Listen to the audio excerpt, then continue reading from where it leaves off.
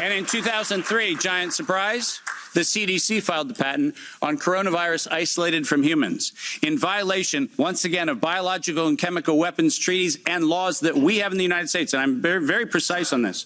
The United States likes to talk about its rights and everything else and the rule of law and all the nonsense that we like to talk about.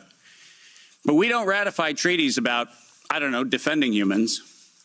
We conspicuously avoid that. We actually have a great track record of advocating for human rights and then denying them when it comes to actually being part of the international community, which is a slightly problematic thing. But let's get something very clear. When the CDC in April of 2003 filed the patent on SARS coronavirus isolated from humans, what did they do? They downloaded a sequence from China and filed a patent on it in the United States.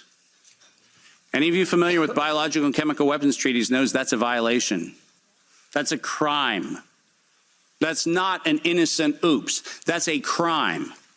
And the United States Patent Office went as far as to reject that patent application on 2 occasions until the CDC decided to bribe the Patent Office to override the patent examiner to ultimately issue the patent in 2007 on SARS coronavirus. But let's not let that get away from us, because it turns out that the RT-PCR, which was the test that we allegedly were going to use to identify the risks associated with coronavirus, was actually identified as a bioterrorism threat by me in the European Union-sponsored events in 2002 and 2003, 20 years ago. That happened here in Brussels and across Europe. In 2005, this particular pathogen was specifically labeled as a bioterrorism and bioweapon platform technology. Described as such. That's not my terminology that I'm applying to it. It was actually described as a bioweapons platform technology in 2005.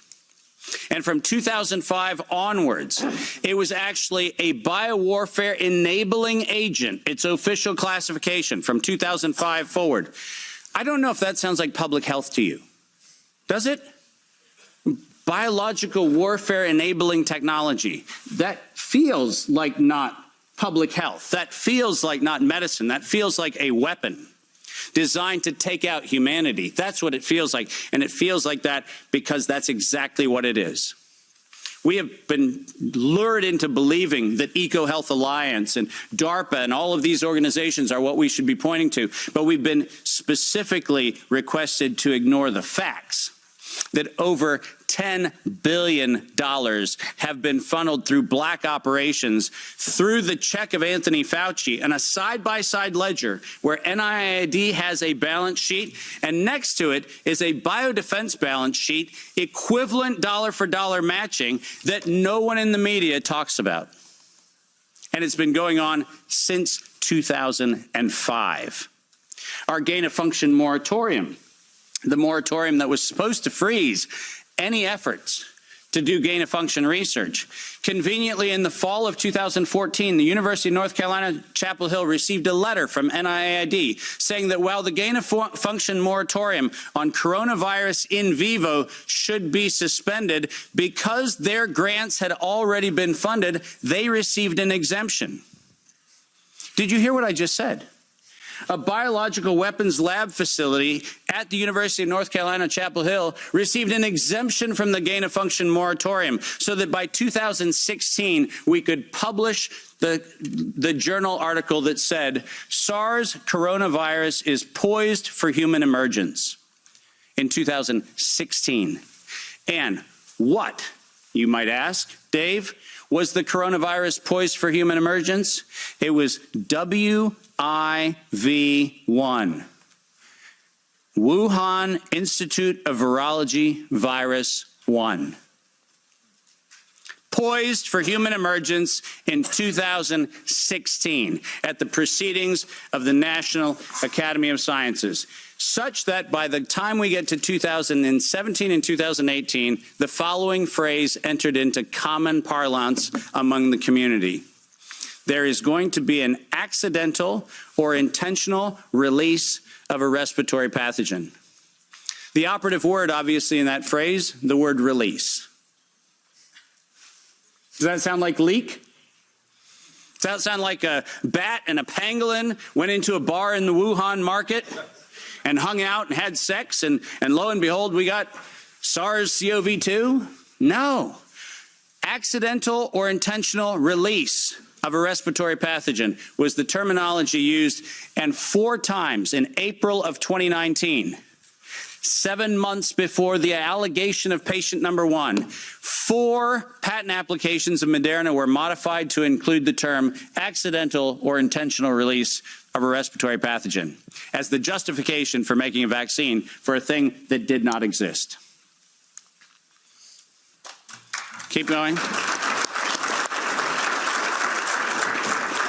If you have not done so, please make sure that you make reference in every investigation to the premeditation nature of this, because it was in September of 2019 that the world was informed that we were going to have an accidental or intentional release of a respiratory pathogen so that by September 2020, there would be a worldwide acceptance of a universal vaccine template. That's their words, right in front of you on the screen.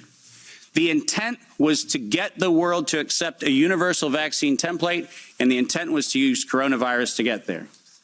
And the last slide. This isn't advancing, so if I could have somebody do it. Let's read this, because we have to read this into the record everywhere I go. Until an infectious disease crisis is very real, present, and at the emergency threshold, it is often largely ignored.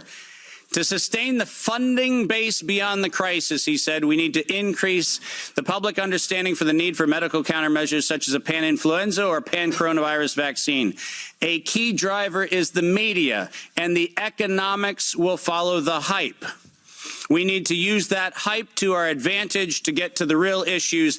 Investors will respond if they see profit at the end of the process. Sounds like public health? Sounds like the best of humanity? No, ladies and gentlemen, this was premeditated domestic terrorism stated at the proceedings of the National Academy of Sciences in 2015, published in front of them. This is an act of biological and chemical warfare perpetrated on the human race, and it was admitted to in writing that this was a financial heist and a financial fraud. Investors will follow if they see profit at the end of the process. Let me conclude by making 5 very brief recommendations. The last slide. Nature was hijacked. This whole story started in 1965 when we decided to hijack a natural model and decide to start manipulating it. Science was hijacked when the only questions that could be asked were questions authorized under the patent protection of the CDC, the FDA, the NIH, and their equivalent organizations around the world. We didn't have independent science. We had hijacked science. And unfortunately, there was no moral oversight in violation of all of the codes that we stand for. There was no independent, financially disinterested, independent review board ever impaneled around coronavirus, not once. Not once. Not since 1965.